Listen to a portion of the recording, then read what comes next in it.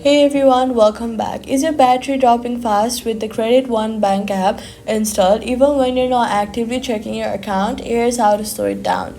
First, go to your settings app and then go ahead to your general, then go to background app refresh and make sure that it is set to refresh constantly in the background since this is the most common cause of banking draining battery outside of active use.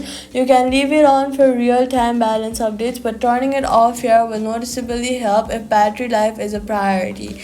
Next, in the settings, go back and go to display and brightness. Once you see it, tap on it and then lower your screen's brightness since that affects every app's battery impact when you're actively using it. Close every other app in your recent app list when you're done checking your account rather than leaving multiple apps open. After that, in the settings, go back and go to notifications, search for it and reduce non-essential push notifications from other apps since constant pop-ups keep your screenshots and processors more active.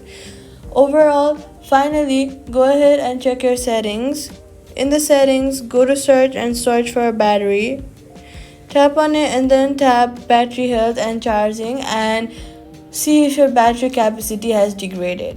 So all you've got to do is manage background app refresh, lower brightness, close background apps and check battery health. Credit One drains less and that's it. Subscribe.